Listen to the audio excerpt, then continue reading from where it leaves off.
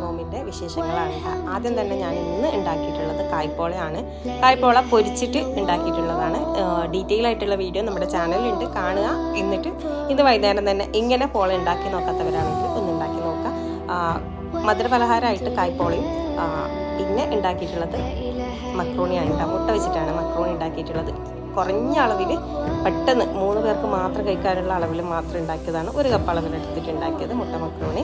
അപ്പം അതും ഡീറ്റെയിൽ ആയിട്ട് ഞാൻ ചാനലിൽ കൊടുത്തിട്ടുണ്ട്, പോയി കാണാം. പിന്നെ രാത്രിയൊക്കെ നോമ്പ് തുറക്കാനായിട്ട് ഉണ്ടാക്കിയത് കുഞ്ഞിപ്പത്തിലാണ് കേട്ടോ, നമ്മുടെ ആണപ്പത്തിൽ.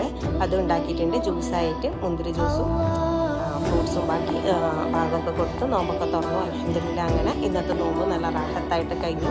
പിന്നെ എൻ്റെ ചാനൽ സബ്സ്ക്രൈബ് ചെയ്യാതെ കാണുന്നവരുണ്ടെങ്കിൽ ഒന്ന് സബ്സ്ക്രൈബ് ചെയ്യുക. എന്നിട്ട് തൊട്ടടുത്തുള്ള ബെൽ ബട്ടൺ ഓളം ഓപ്ഷൻ കൂടി പ്രസ് ചെയ്യുക. എങ്കിലേ ഞാനിടുന്ന പുതിയ വീഡിയോസ് നിങ്ങൾക്ക് നോട്ടിഫിക്കേഷനായിട്ട് ലഭിക്കുള്ളൂ കേട്ടോ.